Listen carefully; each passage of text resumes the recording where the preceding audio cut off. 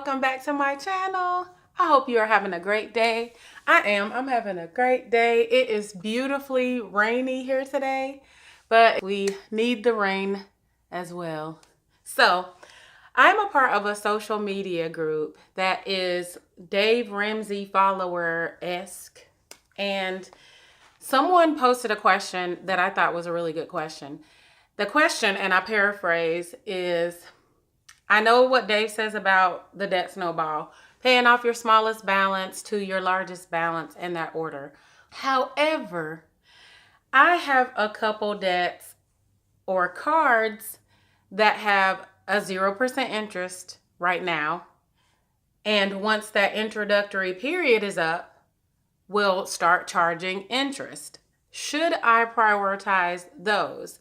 Should I pay those off first? So I thought that was a really good question. My initial comment was, I've seen it done both ways, and that's true.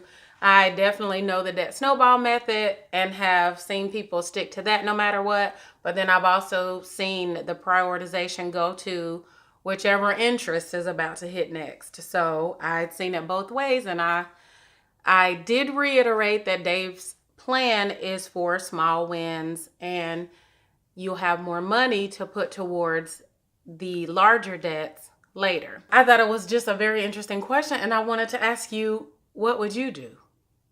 So again, I've seen it done different ways. I've also done that different ways as well. So I just wanted to know what you think about that situation and what you would do in that situation. As some of the other members of this group started to chime in, I read through the comments, and one of my favorite comments was, do whatever gives you peace. And I love that comment. I was just like, man, why didn't I think of that? That's a great comment. Do whatever gives you peace, because at the end of the day, you want to be able to stand behind the program that you're following. So, of course it's going to be a sacrifice, right? It should in some ways make you a little uncomfortable because you're telling yourself no or being more self-disciplined, those types of things. But if it really just gives you anxiety, you feel angst about it, that may not be the way to go. So I love that. Do whatever gives you peace. If you start out with the debt snowball and you're just like, I don't know, that interest is really concerning me, that the incoming interest is concerning me, then you may say, I'm going to switch it up just for this particular debt. If you go the 0 interest debt method, you might say, you know what, it may just pay for me to go back to the debt snowball way. And so you have to decide what's best for you. I know for me, I'm following Dave Ramsey, but honestly, I just want us to get to the finish line. I just want to get there. And once it's done, of course, you could evaluate, you could have gotten here quicker, or this, that, and the third. And you don't want to none of us want to make bonehead mistakes along the way. But primarily, I just want us to get to the finish line. But I love that. Decide whatever gives you peace. Collect all of the information to decide which way is the best way to go. Of course, we were limited to the information of the initial post. So we don't know how many cards there are, the balances, how many more months are left in this introductory period, any of that stuff. So it's going to be up to that individual, you, me, us, to look at our situation and find out which is best. Because what you don't want to do is prioritize one or over the other, and it costs you more money in the long run. Say you have a scenario where you have about 10 months to go and you have a $5,000 balance on that card. In order to get that paid off in the 10 months you have left in the introductory period, you're going to have to put $500 to that account.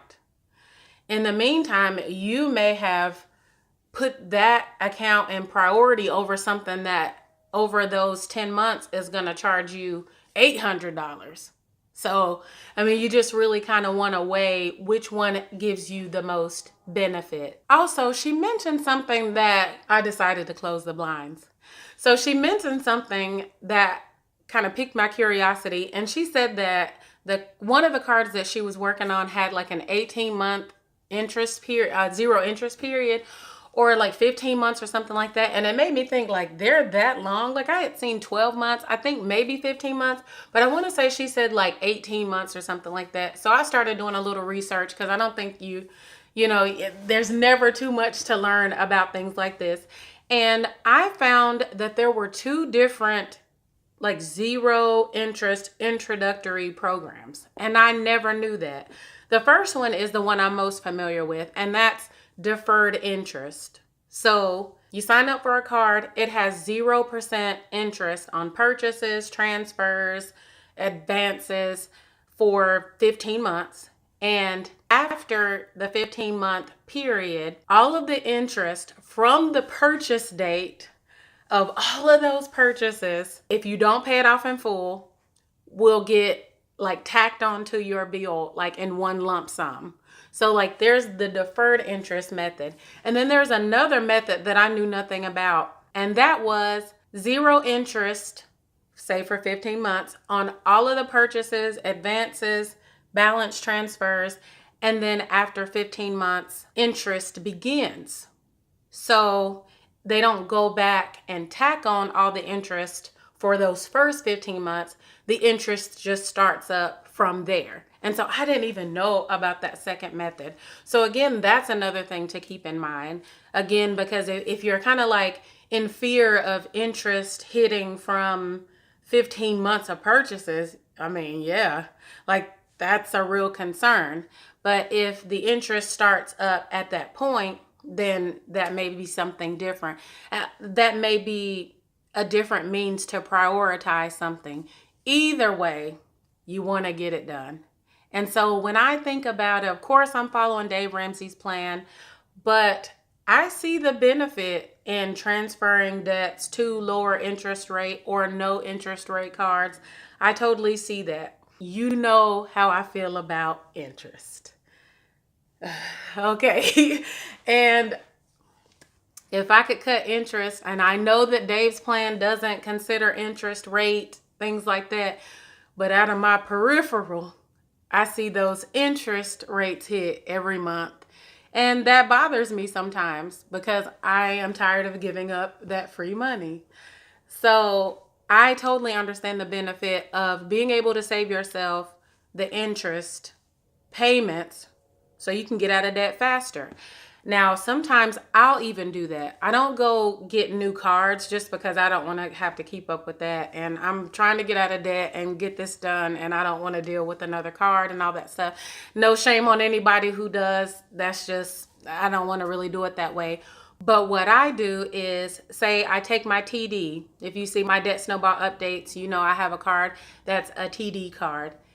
And that interest rate is 24.99% interest.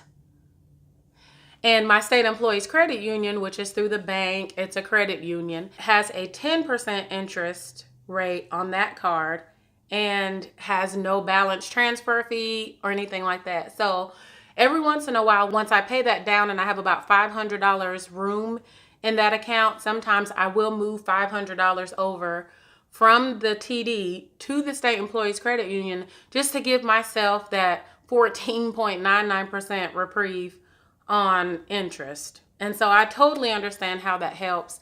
And I'm not knocking zero interest rate cards or that introductory period or anything like that. It's helped a lot of people get out of debt faster. So I am not knocking it.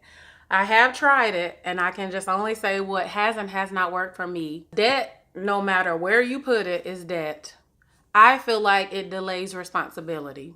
And in my own case, I have gotten a new card, moved that balance over to that card, kept my old card, and just went crazy. So now I have two problems. I have a balance sitting over here, and I have a minimum payment to make on that one. And probably, now that I think about it, all of my cards probably started out that way, where I had zero interest. It was coming to the end of a period. I moved on to another card. That one was full because I moved the whole balance over there. Now I still need to use a card, and then I use the old card.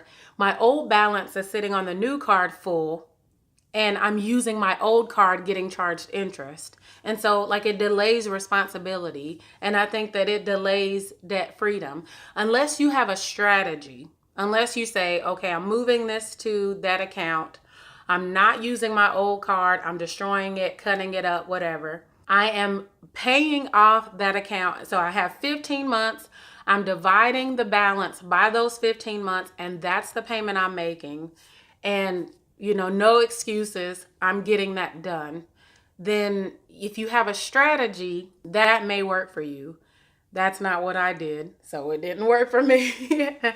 At the same time, I wasn't on like a rapid debt payment plan. So it can just be easy for you to delay responsibility. And before you know it, you've moved to the next zero interest, to the next zero interest, and you have like 5 cards and all of them are close to the limit because you tell yourself, now I have more that I can spend. You'll have to change your mindset. It's going to be a change of mindset.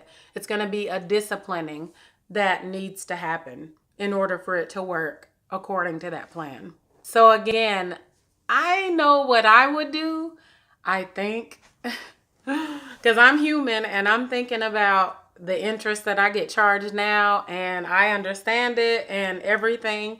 I'm pretty sure I know what Dave would do, but I want to know what you would do. No judgment zone.